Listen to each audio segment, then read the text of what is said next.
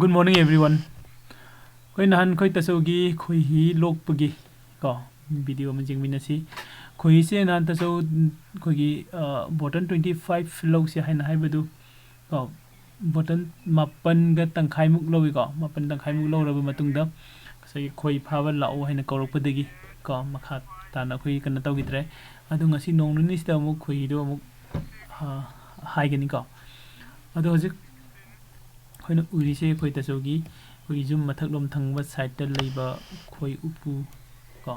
khoi pu mayam ama thami ko hariba khoi upu singdugi kanoni photo ni ko ina anoda mayam da jinghalise ko sida ko aduga makharom thangba side ta na sida tu khoi tasogi zum sigi nakan da leise nongbang khama pan deidi khogi kan hangam pan mayam ama sali ko khoi upu singdo khoi soine lei ko sikaktan nati ko more than 50 B box ne ko gi tasogi lady cha ado hariba kano sida numit sida koina nahan Sunday numit ni ko koina khoi lo khoi cha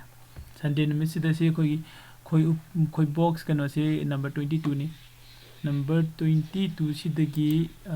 koin lok thoki ba se yeng si ko si yo khoira fanam khoira mari ko khogi khoi hi yaw ba khoira mari lok thoi ko adu yeng se pulam masing do sida hap khade ko 1 2 3 4 okay smaina si khoi yam jaw de hanagi lok thok kai ba 1 2 3 ahum se phajana khoi hi yawe khoi na sida khoi hi yaw ba or yaw de ba se kamaina khange har kanda sida satorok pa dane ko white kana se white jam oiba kana sing se khoi phajana yawba kanu ngakani ko adu sida khona khoi se khoi bi box sidagi lawraba matungda ko haye sida yengse khoi ta chona ngasagi khogi khoira ko khoira khoi yaw frame jingse sida yawriba kanu sing se white color gi khumjile se magi khoi hapa cell singse si cover toksin gi baini ko si cover tawri se ko ina su pai daga jing bani yamna wet to yam jame ko asigi cover se aidi mamai khumjili se cell gi mamai khumjili se hana open tok thok da ka oi ko and open to sida khoi ta sona si nei se sigi candle gi kano se mai sina haipetang ko yamna kano ina slightly yamna kano to no wori ko mai sina thenghan ba how the ma se open tok thoi mamai se ko to khoi uri se hangdo matungda aduga se akoi angang oringai matamda khoigi tayar hoina tawbudadi khoi suri na saina suri apaba na mamai se khelammi ko khelaga hangduoga adoina bartender khui se lorami ko adi matungda khoi gi sigi khoi gi sel je market maru na su open tawrami ko ado hojekte khoi ta jong na si se khoigi kano se si naraga candle se si naraga open tawbugi si su magi idea ne hai ko makhan makhani ai ko hojik su khoi khoira kakpagi khoira kaknabagi kano masuma technology masu sinanaba semba hori ko semba se lore kan da mai adu su jingan jerake adu ngasai swaina khoina khoi singje yam sangbani na kano se ai khoi singje mathang semaga lokpagi se ai lake ko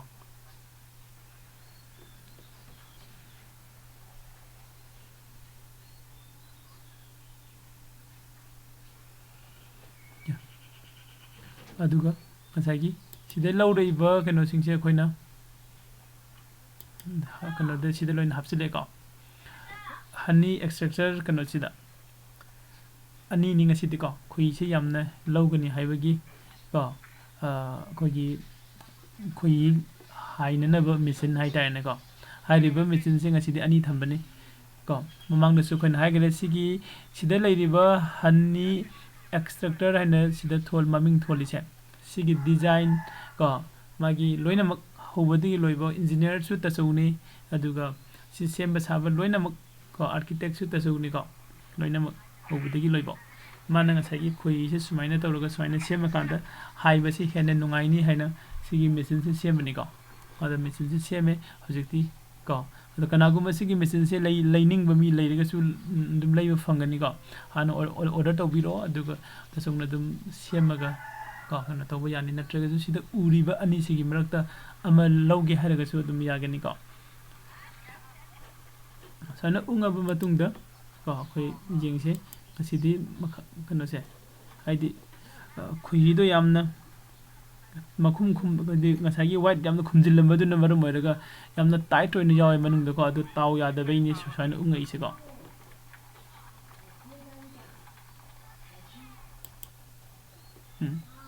ꯌꯦꯡꯁꯦ ꯍꯧꯖꯤꯛꯀꯤ ꯀꯩꯅꯣꯗꯨꯅꯤ ꯁꯤꯁꯦ ꯑꯩꯈꯣꯏꯒꯤ ꯈꯣꯏꯍꯤ ꯍꯥꯏꯈꯤꯕꯗꯣ ꯍꯥꯏꯗꯤ ꯀꯩꯅꯣꯒꯤ ꯈꯣꯏꯔꯥ ꯑꯅꯤꯒꯤꯅꯤꯀꯣ ꯁꯦ ꯈꯣꯏꯔꯥ ꯑꯅꯤꯒꯤꯅꯤ ꯑꯗꯨꯒ ꯃꯊꯪꯗꯁꯨ ꯑꯩꯈꯣꯏ ꯑꯃꯨꯛ ꯌꯦꯡꯁꯤ ꯑꯇꯣꯞꯄ ꯀꯩꯅꯣꯗꯨꯁꯨ ꯀꯣ ꯁꯤꯃ ꯃꯍꯩ ꯔꯦꯗ ꯀꯂꯔꯅꯤ ꯍꯩꯔꯤꯁꯤ ꯅꯠꯇ꯭ꯔꯥ ꯃꯊꯪꯗ ꯔꯦꯗ ꯀꯂꯔ ꯅꯠꯇꯕ ꯑꯃꯗꯨ ꯍꯩꯕꯁꯨ ꯌꯦꯡꯁꯤ ꯁꯤꯁꯨ ꯈꯣꯏꯔꯥ ꯑꯅꯤꯒꯤꯅꯤ ꯁꯤꯁꯨ ꯐꯖꯅ ꯌꯥꯝꯃꯤꯀꯣ ꯍꯥꯏꯗꯤ ꯑꯩꯈꯣꯏ ꯎꯄꯨ ꯑꯃꯗꯒꯤ ꯀꯣ ꯂꯧꯕ ꯈꯣꯏꯍꯤꯅꯤꯁꯦꯀꯣ ꯑꯣꯀꯦ ꯁꯤꯒꯤ ꯃꯊꯪꯗ ꯑꯩꯈꯣꯏ ꯈꯣꯏ ꯎꯄꯨ ꯑꯃꯗ ꯑꯃꯨꯛ ꯆꯠꯁꯤ ꯌꯥꯝ ꯁꯥꯊꯤꯕ ꯈꯣꯏ ꯎꯄꯨ ꯑꯃꯒꯤ ꯀꯩꯅꯣꯗ ꯆꯪꯁꯤ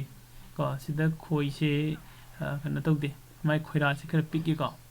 ꯈꯣꯏꯔꯥꯁꯦ ꯈꯔ ꯄꯤꯛꯑꯦ ꯑꯗꯨꯒ ꯈꯣꯏꯁꯤꯁꯨ ꯌꯥꯝ ꯌꯥꯎꯔꯝꯗ꯭ꯔꯦꯀꯣ ꯁꯤꯁꯤꯃ ꯑꯗꯣ ꯈꯣꯏ ꯌꯥꯝ ꯌꯥꯎꯗ꯭ꯔꯒꯁꯨ ꯉꯁꯥꯏꯒꯤ ꯈꯣꯏ ꯑꯌꯥꯎꯕ ꯈꯔꯁꯤ ꯂꯧꯊꯣꯛꯇ꯭ꯔꯒꯗꯤ ꯃꯥꯁꯦ ꯐꯔꯛ ꯇꯥꯅꯤ ꯍꯥꯏꯕꯒꯤ ꯀꯣ ꯑꯩꯈꯣই ꯇꯁꯧꯅ ꯈꯣꯏꯁꯦ ꯑꯗꯨꯝ ꯀꯩꯅꯣ ꯂꯧꯊꯣꯛꯑꯦꯀꯣ ꯑꯗꯣ ꯈꯣꯏꯔꯥꯁꯦ ꯈꯔ ꯄꯤꯛꯑꯦ ꯀꯣ ꯑꯗꯨ ꯁꯤꯗꯒꯤ 1 2 3 4 4ꯁꯦ ꯂꯧꯔꯕ ꯃꯇꯨꯡꯗ ꯀꯣ ꯃꯥꯁꯦ ꯄꯨꯔꯛꯑꯒ ꯁꯤꯗ ꯑꯃꯨꯛ ꯉꯁꯥꯏꯒꯤ ꯃꯆꯤꯟ ꯑꯣꯄꯟ ꯇꯧꯕ ꯈꯣꯠꯄ ꯂꯣꯏꯅ ꯇꯧꯔꯒ ꯀꯣ ꯃꯦꯆꯤꯟꯗ ꯍꯥꯞꯆꯤꯜꯂꯒ ꯎꯪꯈ꯭ꯔꯦ ꯀꯣ ꯑꯗꯨ खरा हेना सिगी 33 को सिम को 31 30 ओके 31 सिसु अनौबनी को सिदा मुक चंगा जिंगसे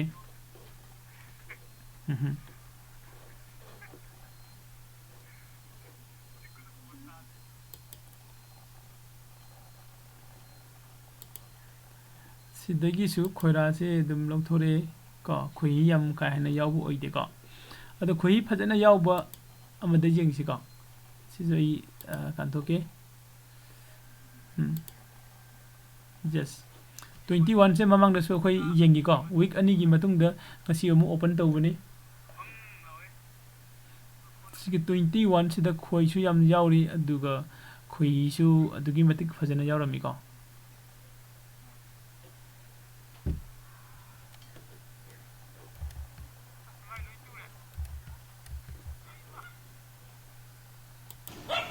ngorong awi jinghalak pada tu hajare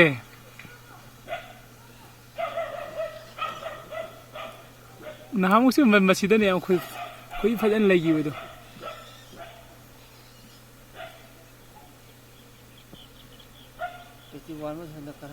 marak ta samjinna bai ni ka lu yare masak makha ga che si plau white nahamu logi bani white oil se khoi se fajana khai ma thamada sidi masin loi tu sile o mama kadai deno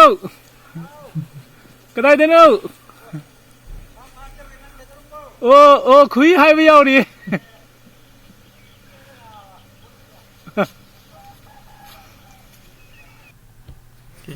bát tí thân đây à what is that? Cái mà thấm lên gì cả? Lắm, đi tới họ mang à, si bát thì mình thấm được,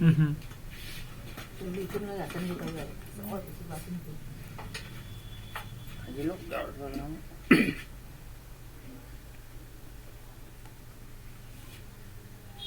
nó thấy ahan bagi do ahan bai sang dim magi kana jar hajin magi leven se le adu sina khara mahi jar hana sina 33 mamang na su hai gi bani yamna sathiba khoi ne mase khoi se jaman bagi mapan na su le adu ga magi kana si su lap tang kana se khoi b box ki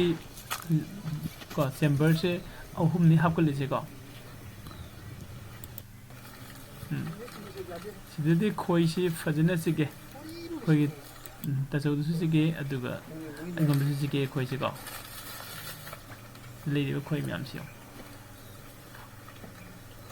ꯑꯗꯨꯒ ꯁꯤꯗꯒꯤ ꯑꯩꯈꯣꯏꯅ ꯀꯩꯅꯣ ꯄꯨꯔꯛꯑꯒ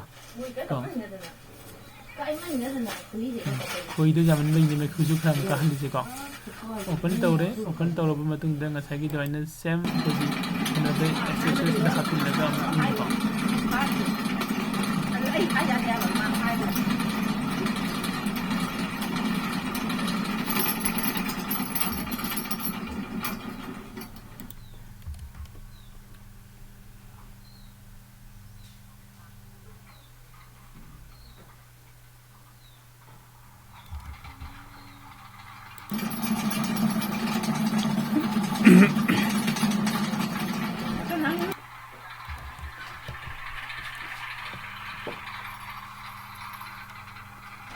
Okay. Next da koi hijin bamu jingsi. Koi fajana yaw bani si ani se ko.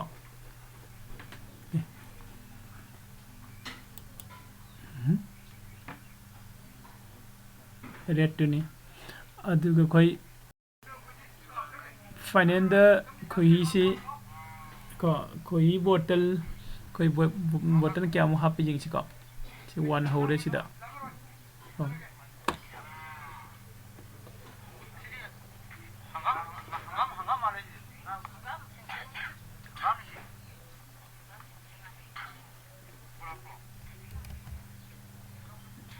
Oi dem.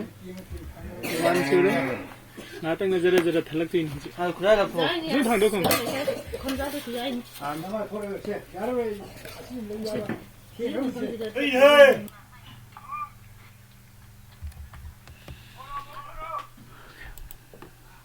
Yang se button kya sure button manga sure ko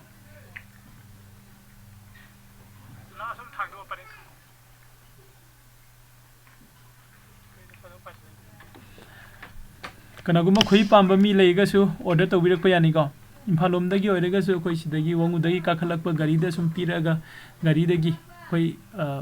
exchange dum kanoga paisa ga dum exchange tawnaba yabai khudong chaba su lei ko pure khoi gi organic honey ne ko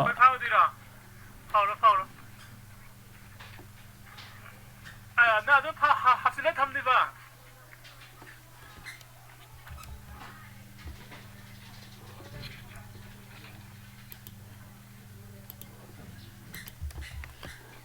chemical jansil laga khosil laga magi yam kuine store tobo yamna kho karim ta yawdaba yamna pure oiba yamna sengba khogi hajoji hangam satpa matam ni ko hangam mapan dagi ko phangba khoi asengba khoi ne kana gumba pambi basing order tobiro ko ngasi gidi button che 9 ko 9 ga khara khoi kana tawgibani ko mamangda mapan ko ba isida so tawrake punna le de ko khoi button 1 2 3 4 5 6 7 8 jawre natra 8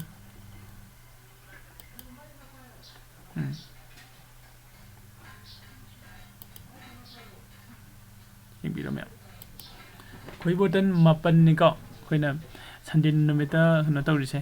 hari bisi khoi se kana gumba pambi ba yawbasing order tawbiro aduga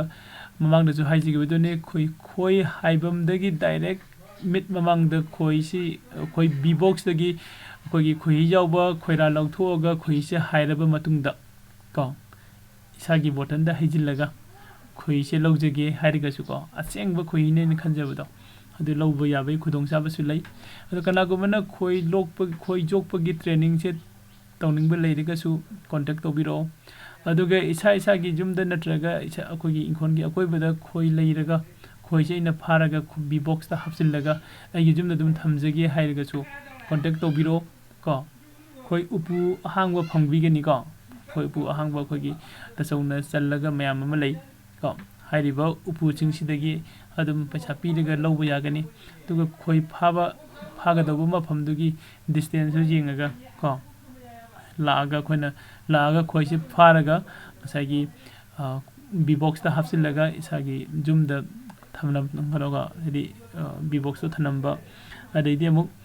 haidi kamain tawraga magi care logani khurkani ko guide mayam ama khogi tasawdagi phangani ko ꯑꯩꯈꯣꯏꯒꯤ ꯌꯥꯝ ꯁꯦꯡꯅ ꯍꯥꯏꯔꯀꯥꯟꯗ ꯑꯩꯈꯣꯏꯒꯤ ꯋꯥꯡꯉꯨꯗꯗꯤ ꯀꯣ ꯋꯥꯡꯉꯨꯗꯗꯤ ꯀꯩꯅꯣꯁꯤ ꯈꯣꯏ ꯀꯣ ꯈꯣꯏꯍꯤ ꯂꯣꯛꯄꯒꯤ ꯈꯣꯏ ꯌꯣꯛꯄꯒꯤ ꯊꯕꯛꯁꯦ ꯃꯤ ꯑꯌꯥꯝꯕꯅ ꯀꯣ ꯃꯤ ꯑꯌꯥꯝꯕꯅ ꯑꯗꯨꯝ ꯍꯩꯅꯩꯀꯣ ꯂꯣꯏꯅ ꯑꯗꯨꯝ ꯌꯨꯝꯗ ꯈꯣꯏ ꯎꯄꯨ ꯑꯃ ꯊꯝꯕꯁꯤ ꯑꯗꯨꯝ ꯊꯝꯕ ꯃꯌꯥꯝ ꯑꯃ ꯂꯩ ꯑꯗꯨ ꯅꯠꯇꯕꯗ ꯌꯥꯝꯅ ꯆꯥꯎꯅ ꯑꯩꯈꯣꯏꯒꯤ ꯀꯣ ꯈꯣꯏꯍꯤꯁꯦ ꯄꯨꯔꯥ ꯑꯩꯈꯣꯏꯒꯤ ꯃꯦꯂꯥꯗꯒ ꯄꯨꯊꯣꯛꯄ ꯀꯣ ꯑꯗꯨꯝꯕ ꯒ꯭ꯔꯨꯞ ꯑꯃꯁꯨ ꯂꯩꯀꯣ ꯑꯩꯈꯣꯏꯒꯤ ꯑꯃꯣꯝꯒꯤ ꯑꯩꯈꯣꯏꯒꯤ ꯏꯇꯥꯎ ꯔꯥꯖꯨ ꯍꯣꯏꯅ ꯇꯧꯔꯒ ꯀꯩꯅꯣ ꯇꯧꯕ ꯑꯃ ꯃꯣꯏꯒꯤꯗꯤ ꯈꯣꯏꯍꯤꯁꯤꯗꯤ ꯌꯥꯝꯅ ꯂꯣꯛꯈ꯭ꯔꯦ ꯀꯣ ꯁꯤꯗ ꯑꯩꯈꯣꯏꯒꯤ ꯇꯁꯧꯅ ꯂꯣꯏꯁꯤꯅ ꯀꯩꯅꯣꯒꯤ ꯈꯣꯏꯍꯤꯅꯤ ꯍꯌꯤꯡ ꯈꯣꯏꯒꯤ ꯈꯣꯏꯍꯤꯅꯤ ꯍꯌꯤꯡ ꯈꯣꯏꯒꯤ ꯈꯣꯏꯍꯤꯁꯤꯗ ꯑꯩꯈꯣꯏ ꯇꯁꯧꯅ ꯂꯣꯏꯁꯦ ꯀꯣ ꯕꯣꯇꯜ 2 ꯂꯧꯕ 3 ꯂꯧꯕ 10 ꯂꯧꯕ ꯅꯠꯇ꯭ꯔꯥ 10 ꯂꯧꯕ ꯁꯨꯃꯥꯏꯅ ꯂꯧꯕꯅꯤ ꯑꯗꯨꯒ ꯍꯧꯖꯤꯛꯀꯤ ꯑꯩꯈꯣꯏꯒꯤ ꯏꯇꯥꯎ ꯔꯥꯖꯨ ꯍꯣꯏꯅ ꯑꯃꯨꯛ ꯂꯣꯛꯄꯁꯤꯅ ꯄꯨꯔꯥ ꯈꯣꯏꯔꯦꯟꯒꯤ ꯈꯣꯏꯍꯤꯁꯤ ꯁꯤꯟꯇꯦꯛꯁꯇ ꯂꯧꯔꯛꯄꯤꯅꯦꯕ 300-200 ꯁꯤꯟꯇꯦꯛꯁꯁꯤꯗꯀꯣ ꯑꯗꯨ ꯉꯁꯤꯒꯤꯗꯤ ꯑꯩ ꯚꯤꯗꯤꯑꯣꯁꯦ ꯁ꯭ꯋꯥꯏꯗ ꯂꯣꯏꯁꯤꯟꯖꯔꯒꯦ ꯀꯣ ꯑꯗꯨꯒ ꯅꯦꯛꯁꯇ ꯑꯩꯈꯣꯏ ꯑꯃꯨꯛ ꯌꯦꯡꯃꯤꯟꯅꯁꯤ ꯅꯦꯛꯁꯇ ꯑꯩꯈꯣꯏ ꯈꯣꯏ ꯐꯥꯕꯒꯤ